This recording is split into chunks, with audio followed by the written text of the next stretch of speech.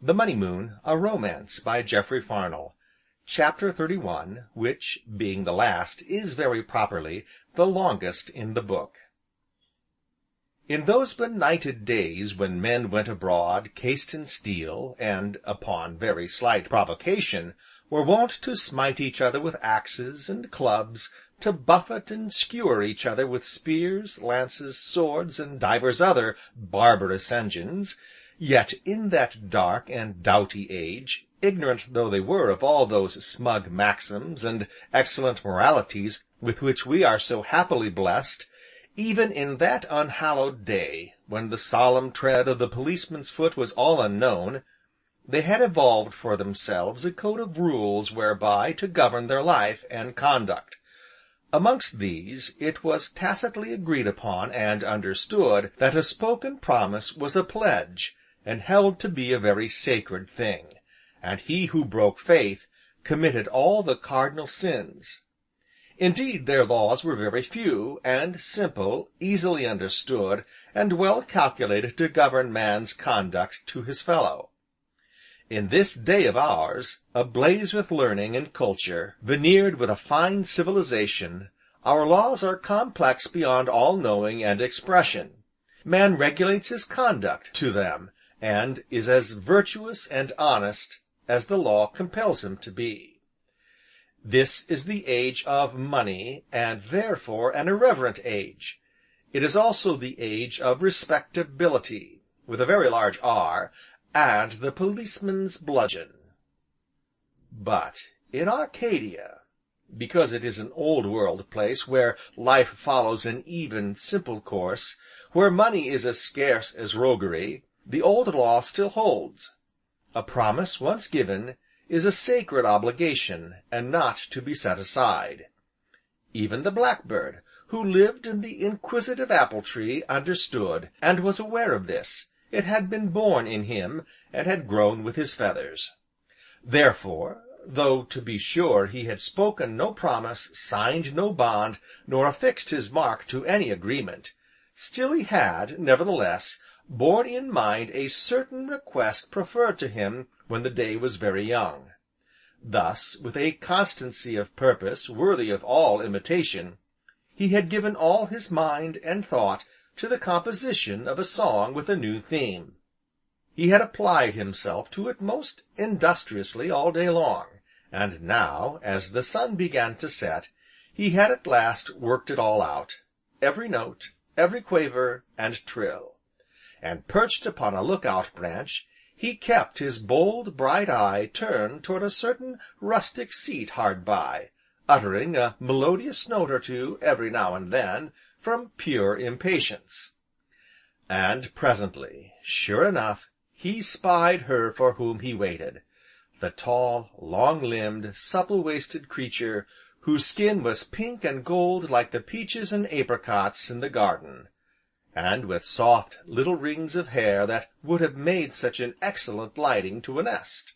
From this strictly utilitarian point of view he had often admired her hair, had this blackbird fellow, as she passed to and fro among her flowers, or paused to look up at him and listen to his song, or even sometimes to speak to him in her sweet, low voice. But today she seemed to have forgotten him altogether. She did not even glance his way, indeed, she walked with bent head, and seemed to keep her eyes always upon the ground. Therefore the blackbird hopped a little further along the branch, and peered over to look down at her with first one round eye, and then the other, as she sank upon the seat, near by, and leaned her head wearily against the great tree behind. And thus he saw, upon the pink and gold of her cheek, something that shone and twinkled like a drop of dew. If the blackbird wondered at this, and was inclined to be curious, he sturdily repressed the weakness, for here was the audience, seated, and waiting, all expectation for him to begin. So without more ado, he settled himself upon the bough, lifted his head, stretched his throat, and, from his yellow bill, poured forth a flood of golden melody as he burst forth into his Song of Memory. And what a song it was! So full of passionate entreaty, of tender pleading, of haunting sweetness, that, as she listened, the bright drop quivering upon her lashes, fell and was succeeded by another, and another. Nor did she attempt to check them, or wipe them away, only she sat and listened with her heavy head pillowed against the great tree, while the blackbird, glancing down at her every now and then with critical eye to mark the effect of some particularly difficult passage, piped surely as he had never done before, until the listener's proud face sank lower and lower, and was, at last, hidden in her hands. Seeing which, the blackbird, like the true artist he was, fearing an anticlimax, very presently ended his song with a long drawn, plaintive note. But Anthea sat there with her proud head bowed low, long after he had retired for the night, and the sun went down, and the shadows came creeping stealthily about her, and the moon began to rise, big and yellow, over the upland. But Anthea still sat there with her head, once more resting wearily against King Arthur, watching the deepening shadows, until she was roused by Small Porges' hand upon hers, and his voice saying: "Why, I do believe you're crying, Auntie Anthea, and why are you here, all alone and by yourself?" "I was listening to the blackbird, dear. I never heard him sing quite so beautifully before." "But blackbirds don't make people cry, and I know you've been crying, 'cause you sound all quivery, you know." "Do I, Georgy?" "Yes. Is it 'cause you feel lonely?" "Yes, dear." "You've cried an awful lot lately, Auntie Anthea." "Have I, dear?" "Yes, and it worries me, you know." "Oh, I'm afraid I've been a great responsibility to you, Georgy dear," she said with a rueful little laugh. "Afraid you have, but I don't mind the 'sponsibility. I'll always take care of you, you know," nodded Small Porges, sitting down, the better to get his arm protectingly about her, while Anthea stooped to kiss the top of his curly head. "I promised my Uncle Porges I'd always take care of you, and so I will." "Yes, dear." "Uncle Porges told me—" "Never mind, dear, don't let's talk of him." "Do you still hate him, then, Auntie Anthea?" "Hush, dear, it's very wrong to hate people." "Yes, of course it is. Then, perhaps, if you don't hate him any more, you like him a bit, just a teeny bit, you know." "Why, there's the clock striking 8:30, Georgy." "Yes, I hear it, but do you the teeniest bit? Oh, can't you like him just a bit, for my sake, Auntie Anthea? I'm always trying to please you, and I found you the fortune, you know, so now I want you to please me, and tell me you like him, for my sake." "But, oh, Georgy dear, you don't understand." "'Cause, you see," Small Porges continued, "after all, I found him for you, under a hedge, you know." "Ah, why did you, Georgy dear? We were so happy before he came." "But you couldn't have been, you know. You weren't married, even then, so you couldn't have been really happy, you know," said Small Porges, shaking his head. "Why, Georgy, what do you mean?" "Well, Uncle Porges told me that nobody can live happy ever after unless they're married first, so that was why I arranged for him to marry you, so you could both be happy, and all revelry and joy, like the fairy tale, you know." "But, you see, we aren't in a fairy tale, dear, so I'm afraid we must make the best of things as they are." And here she sighed again, and rose. "Come, Georgy, it's much later than I thought, and quite time you were in bed, dear." "All right, Auntie Anthea, only, don't you think it's just a bit cruel to send a boy to bed and so very early, and when the moon's so big, and everything looks so frightfully fine? 'Sides—" "Well, what now?" she asked, a little wearily, as, obedient to his pleading gesture, she sat down again. Why, you haven't answered my question yet, you know." "What question?" said she, not looking at him. "'Bout my Uncle Porges." "But, Georgy, You do like him, just a bit, don't you? Please?" Small Porges was standing before her as he waited for her answer, but now, seeing how she hesitated, and avoiding his eyes, he put one small hand beneath the dimple in her chin, so that she was forced to look at him. "You do, please, don't you?" he pleaded. Anthea hesitated, but, after all, he was gone, and nobody could hear, and Small Porges was so very small, and who could resist the entreaty in his big, wistful eyes? Surely not Anthea. Therefore, with a sudden gesture of abandonment, she leaned forward in his embrace, and rested her weary head against his manly, small shoulder. "Yes," she whispered. "Just as much as you like Mr. Cassilis?" he whispered back. "Yes." "A bit more? Just a teeny bit more?" "Yes." "A lot more, lots and lots, oceans more?" "Yes." The word was spoken, and having uttered it, Anthea grew suddenly hot with shame, and mightily angry with herself, and would, straightway have given the world to have it unsaid, the more so, as she felt Small Porges's clasp tighten joyfully, and, looking up, fancied she read something like triumph in his look. She drew away from him, rather hastily, and rose to her feet. "Come," said she, speaking now in a vastly different tone, "it must be getting very late." "Yes, I s'pecks it'll soon be 9 o'clock now," he nodded. "Then you ought to be in bed, fast asleep, instead of talking such nonsense out here. So, come along. At once, sir." "But can't I stay up just a little while? You see—" "No." "You see, it's just a magnificent night. It feels as though things might happen." "Don't be so silly." "Well, but it does, you know." "What do you mean? What things?" "Well, it feels gnomy to me. I s'pecks there's lots of elves about, hidden in the shadows, you know, and peeping at us." "There aren't any elves, or gnomes," said Anthea, petulantly, for she was still furiously angry with herself. "But my Uncle Porges told me—" "Oh!" cried Anthea, stamping her foot suddenly, "can't you talk of any one, or anything, but him? I'm tired to death of him and his very name." "But I thought you liked him an awful lot, and—" "Well, I don't." "But you said—" "Never mind what I said, it's time you were in bed, asleep, so come along, at once, sir."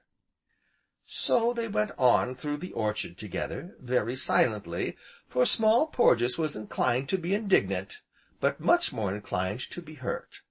Thus they had not gone so very far, when he spoke, in a voice that he would have described as quivery. "Don't you think that you're just the teeniest bit cruel to me, Auntie Anthea?" he inquired, wistfully, "after I prayed and prayed till I found a fortune for you? Don't you, please?" Surely Anthea was a creature of moods, to night, for, even while he spoke, she stopped, and turned, and fell on her knees and caught him in her arms, kissing him many times. "Yes, yes, dear, I'm hateful to you, horrid to you, but I don't mean to be. There, forgive me." "Oh, it's all right again now, Auntie Anthea, thank you. I only thought you were just a bit hard, 'cause it is such a magnificent night, isn't it?" "Yes, dear, and perhaps there are gnomes and pixies about. Anyhow, we could pretend there are, if you like, as we used to." "Oh, will you? Oh, that would be fine! Then please, may I go with you, as far as the brook? We'll wander, you know.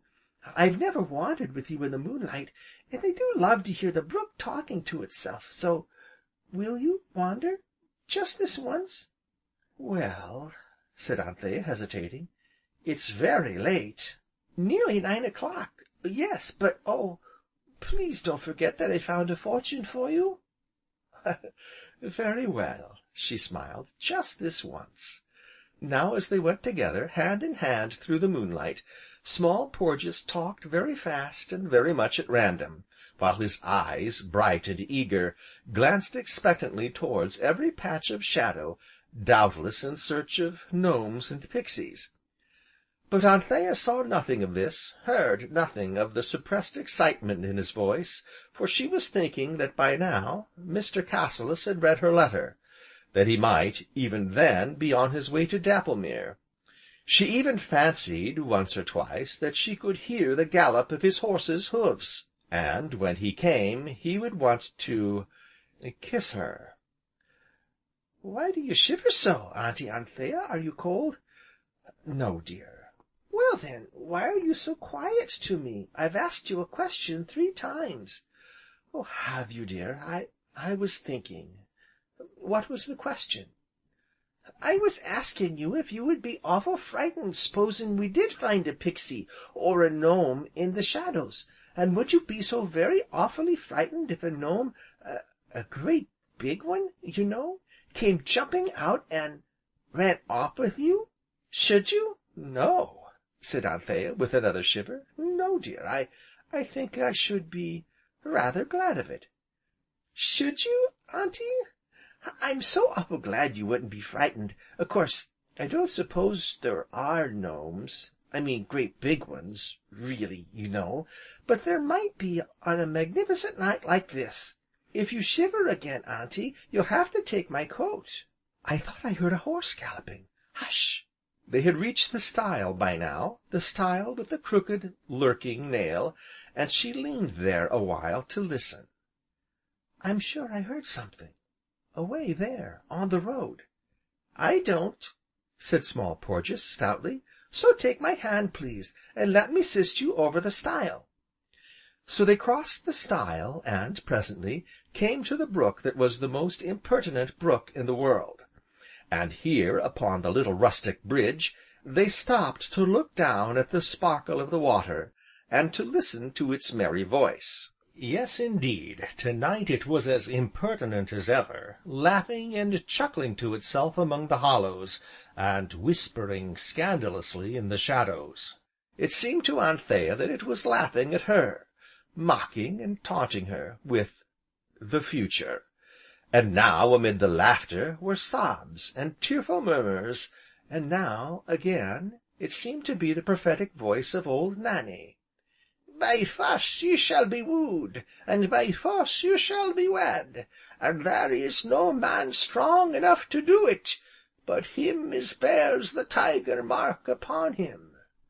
The tiger mark! Alas! how very far from the truth were poor old Nannie's dreams!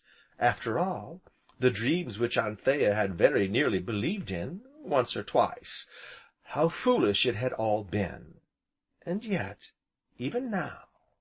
Anthea had been leaning over the gurgling waters while all this passed through her mind, but now she started at the sound of a heavy footfall on the planking of the bridge behind her, and, in that same moment, she was encircled by a powerful arm, caught up in a strong embrace, swung from her feet, and borne away through the shadows of the little copse. It was very dark in the wood, but she knew, instinctively, whose arms these were that held her so close, and carried her so easily, away through the shadows of the wood, away from the haunting, hopeless dread of the future from which there had seemed no chance, or hope of escape. And, knowing all this, she made no struggle, and uttered no word. And now the trees thinned out, and from under her lashes she saw the face above her, the thick, black brows drawn together, the close set of the lips, the grim prominence of the strong, square chin. And now they were in the road, and now he lifted her into an automobile, had sprung in beside her, and they were off, gliding swift, and ever swifter under the shadows of the trees, and still neither spoke, nor looked at each other, only she leaned away from him against the cushions, while he kept his frowning eyes fixed upon the road ahead, And ever the great car flew onward faster and faster, yet not so fast as the beating of her heart, wherein shame, and anger, and fear, and another feeling strove and fought for mastery. But at last, finding him so silent, and impassive, she must needs steal a look at him, beneath her lashes. He wore no hat, and as she looked upon him, with his yellow hair, his length of limb, and his massive shoulders, he might have been some fierce Viking, and she his captive, taken by strength of arm, borne away by force. By force!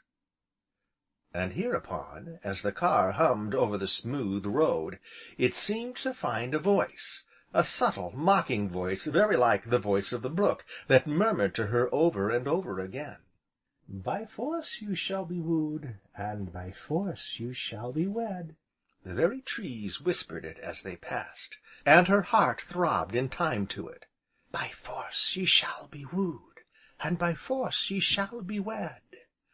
So she leaned as far from him as she might, watching him with frightened eyes, while he frowned ever upon the road in front, and the car rocked and swayed with their going, as they whirled onward through the moonlight, and through the shadow, faster and faster, yet not so fast as the beating of her heart, wherein was fear, and shame, and anger, and another feeling, but greatest of all now was fear. Could this be the placid, soft-spoken gentleman she had known, this man with the implacable eyes, and the brutal jaw, who neither spoke to nor looked at her, but frowned always at the road in front? And so the fear grew and grew within her, fear of the man whom she knew, and knew not at all. She clasped her hands nervously together, watching him with dilating eyes as the car slowed down, for the road made a sudden turn hereabouts. And still he neither looked at nor spoke to her, and therefore, because she could bear the silence no longer, she spoke, in a voice that sounded strangely faint and far away, and that shook and trembled in spite of her. "Where are you taking me?" "To be married," he answered, never looking at her. "You wouldn't dare!" "Wait and see." He nodded. "Oh, but what do you mean?" The fear in her voice was more manifest than ever. "I mean that you are mine. You always were, you always must and shall be. So I'm going to marry you, in about half an hour, by special license." Still he did not even glance towards her, and she looked away over the countryside all lonely and desolate under the moon. "I want you, you see," he went on. "I want you more than I ever wanted anything in this world. I need you, because without you my life would be utterly purposeless, and empty. So I have taken you. Because you are mine, I know it. Ah, yes, and deep down in your woman's heart, you know it too. And so, I am going to marry you. Yes, I am. Unless," and here he brought the car to a standstill, and turning, looked at her for the first time. And now, before the look in his eyes, her own wavered, and fell, lest he should read within them that which she would fain hide from him, and which she knew they must reveal, that which was neither shame, nor anger, nor fear, but the other feeling for which she dared find no name. And thus, for a long moment, there was silence. At last she spoke, though with her eyes still hidden. "Unless?" she repeated breathlessly. "Anthea, look at me." But Anthea only drooped her head the lower, wherefore, he leaned forward and, even as Small Porges had done, set his hand beneath the dimple in her chin, and lifted the proud, unwilling face. "Anthea, look at me." And now what could Anthea do but obey? "Unless," said he, as her glance at last met his, "unless you can tell me, now as your eyes look into mine, that you love Cassilis. Tell me that, and I will take you back this very instant, and never trouble you again. But, unless you do tell me that, why then, your pride shall not blast 2 lives, if I can help it. Now speak." But Anthea was silent. Also, she would have turned aside from his searching look, but that his arms were about her, strong and compelling. So, needs must she suffer him to look down into her very heart, for it seemed to her that, in that moment, he had rent away every stitch and shred of pride's unfolding mantle, and that he saw the truth at last. But if he had, he gave no sign, only he turned and set the car humming upon its way once more. On they went through the midsummer night, up hill and down hill, by cross-road and by-lane, until, as they climbed a long ascent, they beheld a tall figure standing upon the top of the hill, in the attitude of one who waits, and who, spying them, immediately raised a very stiff left arm, whereupon the figure was joined by another. Now, as the car drew nearer, Anthea, with a thrill of pleasure, recognized the Sergeant standing very much as though he were on parade, and with honest face Peterday beside him, who stumped joyfully forward, and, with a bob of his head, and a scrape of his wooden leg, held out his hand to her. Like one in a dream she took the sailor's hand to step from the car, and, like one in a dream, she walked on between the soldier and the sailor, who now reached out to her, each a hand equally big and equally gentle, to aid her up certain crumbling and time-worn steps. On they went together until they were come to a place of whispering echoes, where lights burned, few and dim. And here, still as one in a dream, she spoke those words which gave her life, henceforth, into the keeping of him who stood beside her, whose strong hand trembled as he set upon her finger that which is an emblem of eternity. Like one in a dream, she took the pen and signed her name, obediently, where they directed. And yet, could this really be herself, this silent, submissive creature? And now they were out upon the moonlit road again, seated in the car, while Peterday, his hat in his hand, was speaking to her. And yet, was it to her? "Mrs. Belloo, ma'am," he was saying, "on this here momentous occasion—" "Momentous is the only word for it, Peterday," nodded the Sergeant. "On this here momentous occasion, Mrs. Belloo," the sailor proceeded, "my shipmate Dick and me, ma'am, respectfully beg the favour of saluting the bride. Mrs. Belloo, by your leave, here's health and happiness, ma'am." And, hereupon, the old sailor kissed her right heartily, which done, he made way for the Sergeant, who, after a moment's hesitation, followed suit. "A fair wind, and prosperous!" cried Peterday, flourishing his hat. "And God bless you, both!" said the Sergeant, as the car shot away. So, it was done. The irrevocable step was taken. Her life and future had passed forever into the keeping of him who sat so silent beside her, who neither spoke nor looked at her, but frowned ever at the road before him. On sped the car, faster and faster, yet not so fast as the beating of her heart, wherein there was yet something of fear, and shame, but greatest of all was that other emotion, and the name of it was joy. Now, presently the car slowed down, and he spoke to her, though without turning his head, and yet something in his voice thrilled through her strangely. "Look, Anthea, the moon is at the full to night." "Yes," she answered. "And happiness shall come riding astride the full moon," he quoted. "Old Nanny is rather a wonderful old witch after all, isn't she?" "Yes." "And then there is our nephew, my dear little Porges. But for him, happiness would have been a stranger to me all my days, Anthea. He dreamed that the Money Moon spoke to him, but he shall tell you of that for himself." But Anthea noticed that he spoke without once looking at her. Indeed, it seemed that he avoided glancing towards her, of set design and purpose. and his deep voice quivered now and then in a way that she had never heard before. Therefore her heart throbbed the faster, and she kept her gaze bent downward, and thus, chancing to see the shimmer of that which was upon her finger, she blushed, and hid it in a fold of her gown. "Anthea." "Yes." "You have no regrets, have you?" "No," she whispered. "We shall soon be home now." "Yes." "And you are mine forever and always?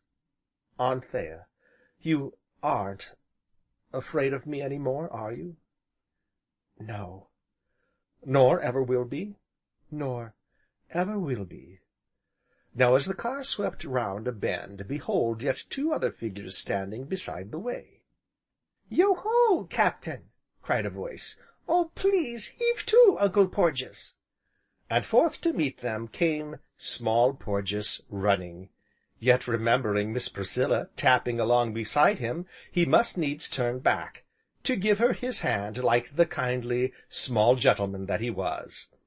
And now, Miss Priscilla had Anthea in her arms, and they were kissing each other, and murmuring over each other, as loving women will, while Small Porges stared at the car, and all things pertaining thereto, more especially the glaring headlights, with great wondering eyes.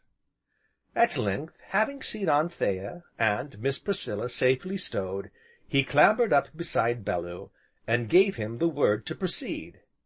What pen could describe his ecstatic delight as he sat there, with one hand hooked into the pocket of Uncle Porges's coat, and with the cool night wind whistling through his curls? So great was it, indeed, that Bellew was constrained to turn aside, and make a wide detour, purely for the sake of the radiant joy in Small Porges's eager face. When at last they came within sight of Dapplemere, and the great machine crept up the rutted, grassy lane, Small Porges sighed, and spoke. "Auntie Anthea," said he, "are you sure you are married, nice and tight, you know?" "Yes, dear," she answered. "Why, "Yes, Georgy. But you don't look a bit different, you know, either of you. Are you quite sure? 'Cause I shouldn't like you to disappoint me, after all." "Never fear, my Porges," said Bellew. "I made quite sure of it while I had the chance. Look." As he spoke, he took Anthea's left hand, drawing it out into the moonlight, so that Small Porges could see the shining ring upon her finger. "Oh!" said he, nodding his head, "then that makes it all right, I s'pose. And you aren't angry with me 'cause I let a great big gnome come and carry you off, are you, Auntie Anthea?" "No, dear." "Why then, everything's quite magnificent, isn't it? And now we're going to live happy ever after, all of us, and Uncle Porges is going to take us to sail the oceans in his ship. He's got a ship that all belongs to his very own self, you know, Auntie Anthea, so all will be revelry and joy, just like the fairy tale, after all."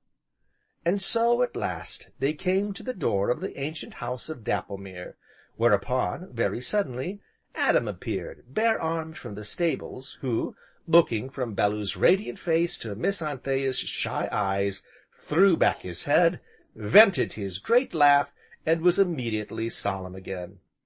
"Miss Anthea," said he, wringing and twisting at his hat, "or, I think I should say, Mrs. Bellew, ma'am, there ain't no word for it, leastways not as I know on, nohow, no words be strong enough to tell me the J-O-Y, joy, ma'am, as feels us, one and all." Here he waved his hand to where stood the comely Prudence with the two rosy-cheeked maids peeping over her buxom shoulders. "Only," pursued Adam, "I be glad, mortal glad, I be, as 'tis you, Mr. Bellew, sir. There ain't a man in all the world, or as you might say, universe, as is so proper as you to be the husband to our Miss Anthea, as was, not nohow, Mr. Bellew, sir. I wish you joy, a joy as shall grow with ye years, and abide with ye always, both on ye." "That is a very excellent thought, Adam," said Bellew, "and I think I should like to shake hands on it." Which they did, forthwith. "And now, Mrs. Bellew, ma'am," Adam concluded, wi' your kind permission, I'll step into the kitchen and drink a glass of Prue's ale, to your health and happiness. If I stay here any longer, I won't say but what I shall burst out a singing in your very face, ma'am, for I do be that happy-hearted, Lord!" With which exclamation Adam laughed again, and turning about, strode away to the kitchen, with Prudence and the rosy-cheeked maids laughing as he went. "Oh, my dears!" said little Miss Priscilla, "I've hoped for this, prayed for it, because I believe he is worthy of you, Anthea, and because you have both loved each other from the very beginning. Oh, dear me, yes you have. And so, my dears, your happiness is my happiness. Oh, goodness me! Here I stand, talking sentimental nonsense, while our Small Porges is simply dropping asleep as he stands. "'Fraid I am a bit tired," Small Porges admitted, "but it's been a magnificent night. And I think, Uncle Porges, when we sail away in your ship, I think I'd like to sail round the Horn first, 'cause they say it's always blowing, you know, and I should love to hear it blow. And now, good night." "Wait a minute, my Porges, just tell us what it was the Money Moon said to you last night, will you?" "Well," said Small Porges, shaking his head, and smiling a slow, sly smile, "I don't suppose we'd better talk about it, Uncle Porges, 'cause, you see, it was such a very great secret, and sights, I'm awful sleepy, you know." So saying, he nodded slumberously, kissed Anthea sleepily, and, giving Miss Priscilla his hand, went drowsily into the house. But, as for Bellew, it seemed to him that this was the hour for which he had lived all his life, and though he spoke nothing of this thought, yet Anthea knew it, instinctively, as she knew why he had avoided looking at her hitherto, and what had caused the tremor in his voice, despite his iron self-control, and therefore, now that they were alone, she spoke hurriedly, and at random. "What did Georgy, mean by your ship?" "Why, I promised to take him a cruise in the yacht, if you cared to come, Anthea." "Yacht!" she repeated. "Are you so dreadfully rich?" "I'm afraid we are," he nodded, "but, at least, it has the advantage of being better than if we were dreadfully poor, hasn't it?" Now, in the midst of the garden there was an old sun dial worn by time, and weather, and it chanced that they came and leaned there side by side, and, looking down upon the dial, Bellew saw certain characters graven thereon in the form of a poesy. "What does it say here, Anthea?" he asked, but Anthea shook her head. "That you must read for yourself," she said, not looking at him. So he took her hand in his, and, with her slender finger, spelled out this motto: "Time and youth do flee away, love, oh love then, whiles ye may." "Anthea," said he, and again she heard the tremor in his voice, "you have been my wife nearly 3/4 of an hour, and all that time I haven't dared to look at you, because if I had, I must have kissed you, and I meant to wait until your own good time, but, Anthea, you have never yet told me that you love me. Anthea?" She did not speak, or move. Indeed, she was so very still that he needs must bend down to see her face. Then all at once her lashes were lifted, her eyes looked up into his, deep and dark with passionate tenderness. "Aunt Priscilla was quite right," she said, speaking in her low, thrilling voice. "I have loved you from the very beginning, I think." And with a soft, murmurous sigh, she gave herself into his embrace. Now, far away across the meadow, Adam was plodding his homeward way, and, as he trudged, he sang to himself in a harsh, but not unmusical voice, and the words of his song were these: "When I am dead, diddle, diddle, as well may hap, you'll bury me, diddle, diddle, under the tap. Under the tap, diddle diddle, I'll tell you why, that I may drink diddle diddle when I am dry.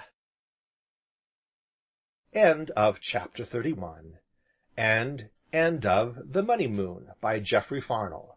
Recording by John Leader, Bloomington, Illinois.